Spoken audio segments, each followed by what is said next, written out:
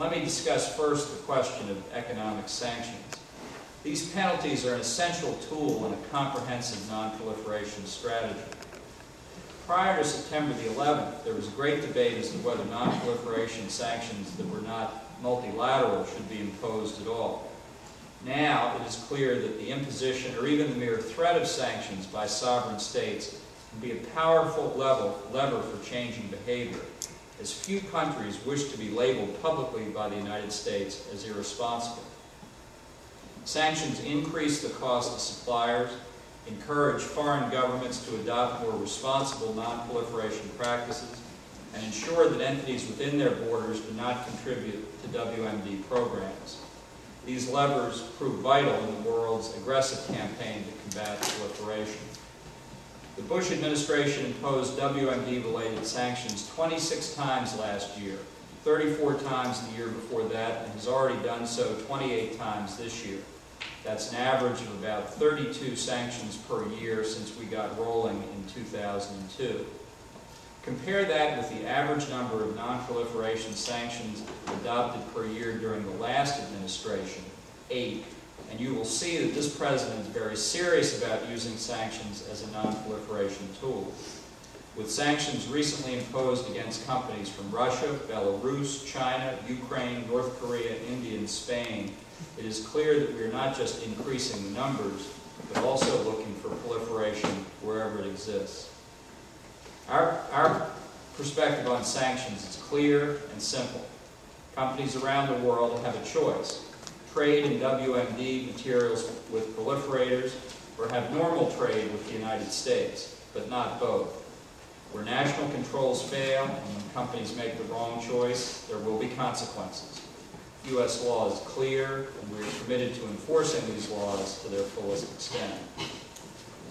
The President also led the UN Security Council to acknowledge for the first time that proliferation of WMD is a threat to international peace and security.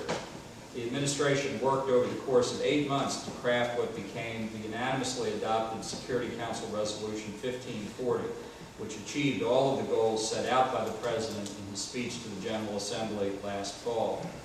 The crux of Resolution 1540 requires states to monitor and control sensitive technologies, materials, and equipment that exist or are in transit through their territories, in particular to prevent terrorists from acquiring such items. While not a proliferation panacea, Resolution 1540 places a premium on establishing legal and regulatory measures at the national level, seeking to build capacity from the bottom up, rather than attempting to craft additional top-down bureaucracy. Moreover, in 2002, the President released his national strategy to combat WMD, which contained the seeds of the Proliferation Security Initiative, or PSI as we call it. The strategy emphasized enhancing the abilities of our military, intelligence, technical, and law enforcement assets to prevent the movement of WMD materials and technology to hostile states and terrorist organizations. President Bush has made it clear the long-term objective of the United States is to create a web of counter-proliferation partnerships to prevent proliferators from carrying out their trade in WMD and missile-related technology. PSI, announced in May of 2003, is probably the Bush administration's most prominent innovation, and over 60 countries have now endorsed its goals. It is a muscular enhancement of our collective ability to halt trafficking in WMD components. In developing PSI, our main goal has been a simple one: to create the basis for practical cooperation among states to interdict WMD-related shipments when export control regimes fail. We often say PSI is an activity, not an organization. PSI is an activity, not an organization. This is not hard to understand, but it is unusual.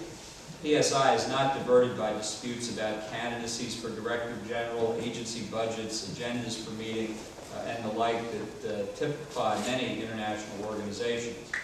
Instead, PSI is almost entirely operational, relying primarily on the activities of intelligence, military, and law enforcement agencies. PSI reflects the reality that even as we continue to support and strengthen existing non-proliferation regimes, proliferators and their accomplices are circumventing existing laws, treaties, and controls. Through PSI, we create the basis for action to ensure that we can stop proliferators in their tracks. When PSI first emerged, it was criticized inaccurately as having a shaky legal underpinning. There is, in fact, ample authority to support interdiction actions at sea, in the air, and on land in national legal systems and relevant international authorities. States around the world have concurred and politically committed to the PSI Statement of Interdiction Principles. Importantly, the unanimous passage of Security Council Resolution 1540 establishes clear international acknowledgement that active cooperation among states, such as PSI, is both useful and necessary. Paragraph 10 of the resolution calls upon all states, quote, to take cooperative action to prevent illicit trafficking in nuclear, chemical, and biological weapons, their means of delivery, and related materials. Despite PSI's infancy, there have already been notable successes. In October 2003, the ship BBC China was intercepted loaded with nuclear components bound for Libya.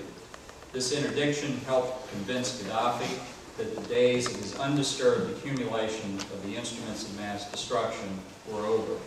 This early successful interdiction, in cooperation with the United Kingdom, Germany, and Italy, is a textbook case of how PSI can have broad impact on curbing the spread of WMD.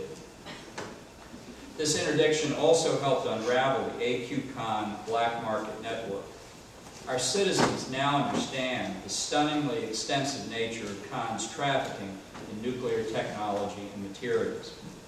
These revelations, combined with invaluable information from Libya's program, have knocked the legs out from under an especially insidious international black market in nuclear weapons. We are now in the process of unraveling that network, although much work remains to be done in Pakistan and elsewhere. We are engaged in a range of activities to strengthen our operational capacity to carry out interdictions. In the past 12 months, PSI partners have held 11 training exercises on air, land, and sea. Last month, the Naval War College in Newport, Rhode Island hosted a successful week-long series of tabletop exercises to identify the legal limits of our ability to interdict.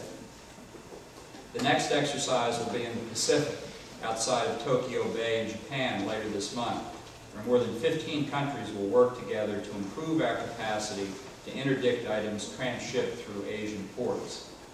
The threat posed by proliferation from North Korea and the Asian region is obvious.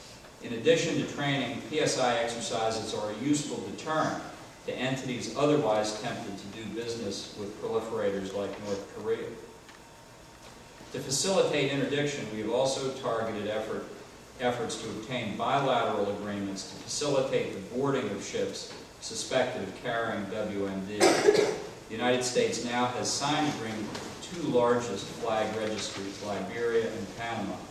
We also signed recently with the Marshall Islands and have some 20 other negotiations ongoing. Finally, we are developing PSI to include coordinated law enforcement efforts to shut down the facilitators and financiers of proliferation.